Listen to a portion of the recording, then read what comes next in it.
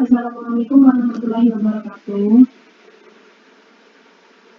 Waalaikumsalam warahmatullahi wabarakatuh.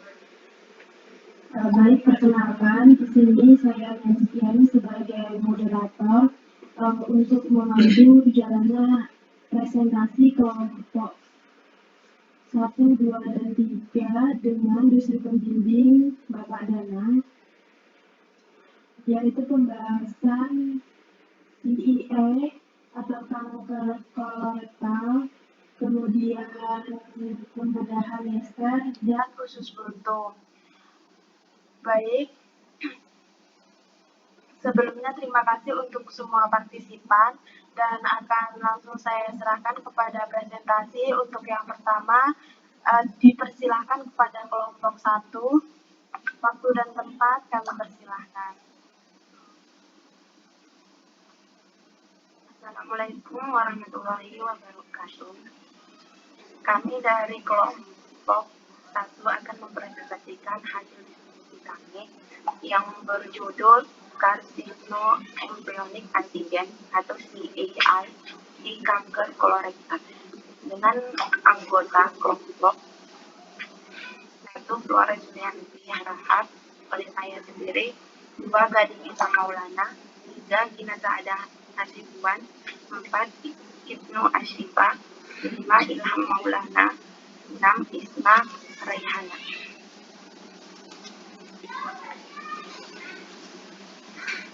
Pertama adalah definisi. Kanker kolorektal atau kolorektal kanker merupakan jenis keganasan di daerah kolon dan rektumnya yang sering dijumpai di saluran cerna. Kebanyakan kasus kanker kolorektal ditemukan pada usia produktif. Kanker kolorektal merupakan proses penyakit tertentu yang bersifat multifaktorial. Kejadian kanker kolorektal ditemukan dengan faktor keturunan, pajanan lingkungan, dan kondisi inflamasi saluran cerna, serta dihubungkan juga dengan faktor kebahayaan lainnya seperti diet rendah serat, kenaikan berat badan, meminum alkohol, merokok, pasca beda, dan penyinaran daerah pangkul.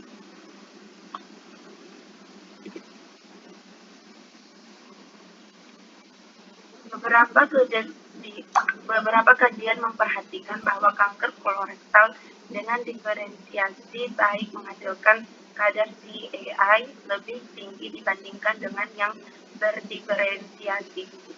Sebagai contoh, dalam satu laporan kadar rata CAI tumor diferensiasi baik, sedang, dan buruk berturut-turut adalah 18,0, 5,5, dan 2,2.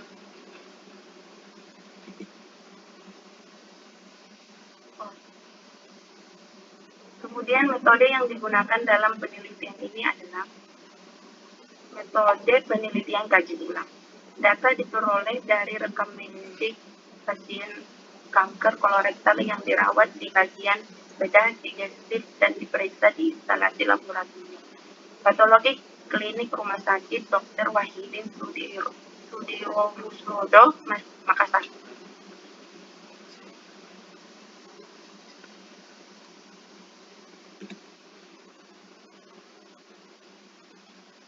Kemudian etiologi kanker kolorektal hingga saat ini masih belum diketahui. Penelitian saat ini menunjukkan bahwa faktor genetik memiliki korelasi terbesar untuk kanker kolorektal.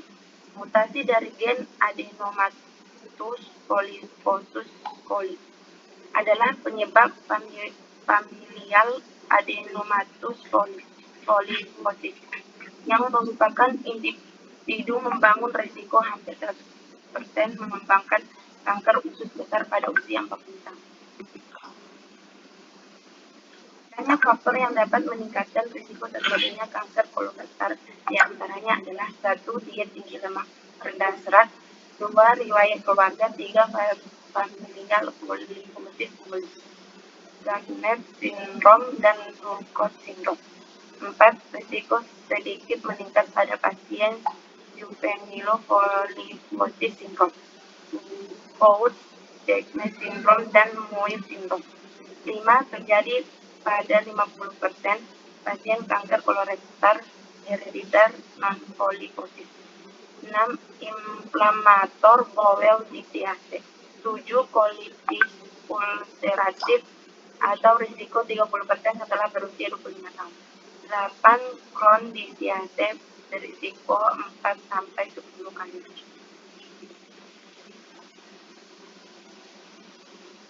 Gejala umum dari kanker kolorektal ditandai oleh perubahan kebiasaan buang air besar.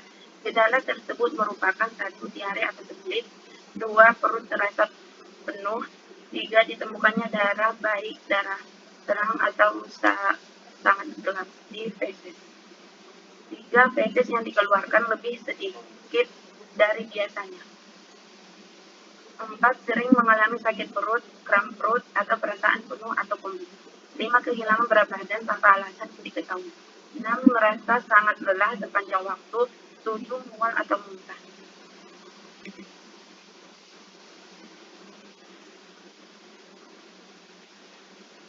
Penegakan diagnosis. Penegakan diagnosis yang dilakukan dalam pengkajian ini adalah dengan diagnosis kanker kolorektal yang dilakukan secara bertahap, antara lain melalui anamnesis yang tepat, pemeriksaan fisik, dan pemeriksaan penunjang berupa pemeriksaan laboratorium, baik dari laboratorium klinik maupun laboratorium patologi anatomi.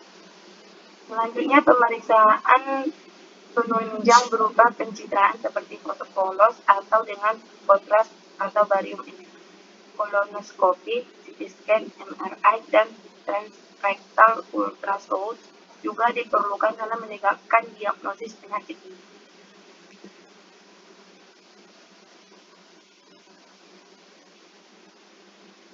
Penatalaksanaannya 1. Bedah. Pembedahan kuratif harus mengeksisi dengan batas yang luas dan maksimal, tetapi juga harus tetap mempertahankan fungsi dari kolon sebisanya. Pada tumor yang biasa dioperasi, tindakan bedah merupakan satu-satunya pengobati kuratif karena adenokarsinoma kurang sensitif terhadap radiasi ataupun sitostatika.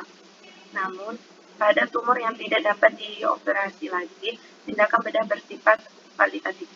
Bukti-bukti yang diperlukan dari beberapa uji acak terkontrol dan penelitian memperhatikan bahwa bedah laparoskopi untuk kanker kolorektal dapat dilakukan secara onkologis dan memiliki kelebihan dibandingkan dengan bedah konvensional seperti berkurangnya nyeri pasca operasi, rawat di rumah sakit, dan pendarahan.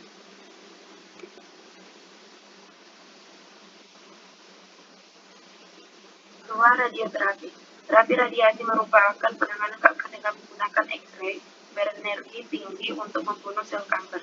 Terdapat 2 cara pemberian terapi radiasi, yaitu dengan radiasi eksternal dan radiasi internal. Pemilihan cara radiasi diberikan tergantung pada tipe dan stadium dari kanker. 3. Kemoterapi adjuvan. Kanker kolorektal telah banyak resisten pada hampir sebagian kemoterapi. Bagaimana juga kemoterapi yang diikuti dengan ekstirpasi dari tumor secara teoritis seharusnya dapat menambah efektivitas kemoterapi. Kemoterapi sangat efektif digunakan bila tumor sangat sedikit dan berada pada fase proliferasi. Sitostatika berupa kombinasi FAM banyak terapi adjuvan.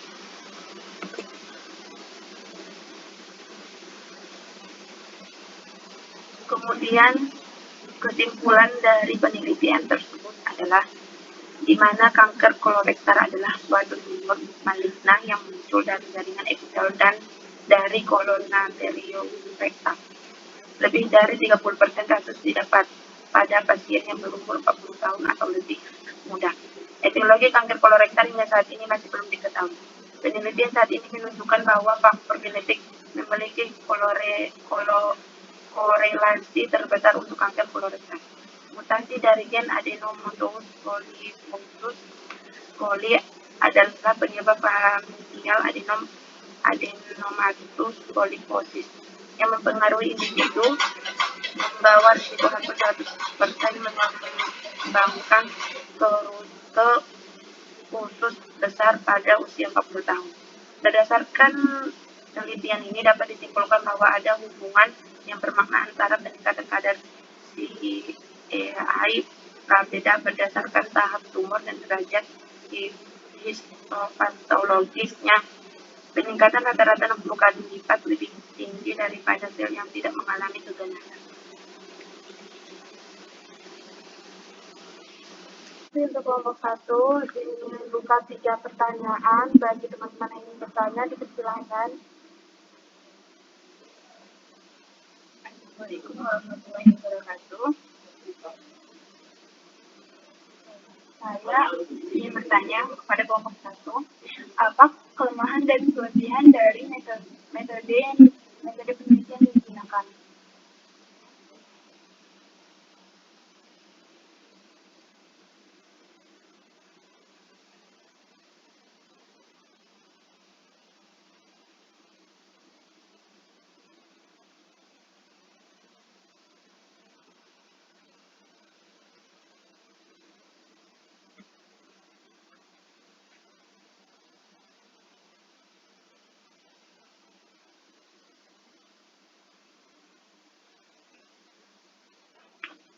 Terima kasih untuk pertanyaannya, ditampung dulu.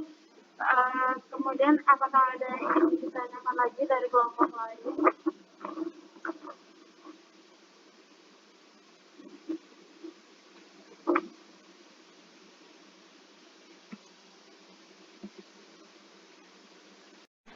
Kami dari kelompok 1 akan menjawab pertanyaan dari beberapa audiens. Ini udah di-record belum, Lo? Udah kayaknya. Udah ya.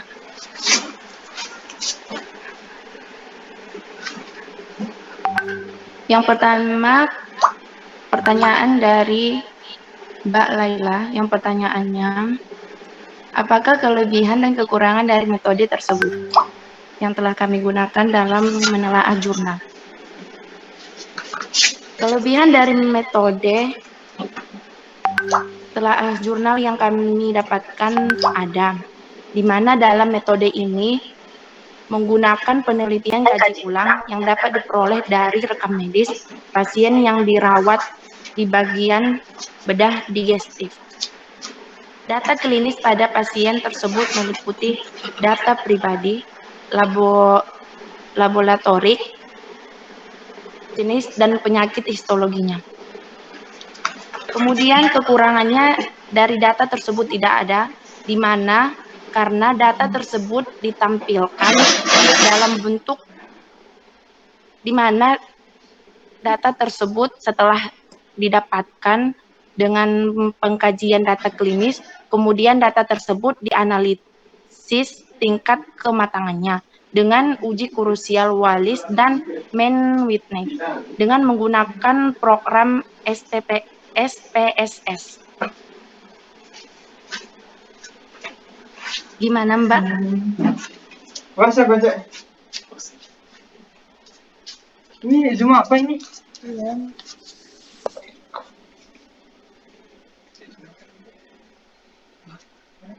Bisa diterima.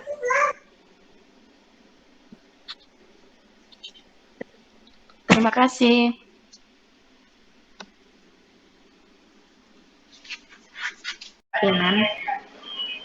Yang pertanyaannya adalah, apakah kanker kolorektal sudah sembuh setelah operasi? Jawabannya, walaupun sudah dilakukan operasi, bukan berarti tidak ada kemungkinan kanker bisa muncul kembali. Oleh karena itu, setelah dilakukan operasi, sebaiknya harus tetap melakukan kontrol ke dokter untuk mengantisipasi munculnya kanker kembali. Terima kasih.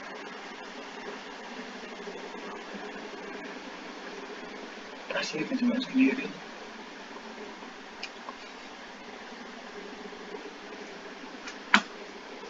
Udah baca.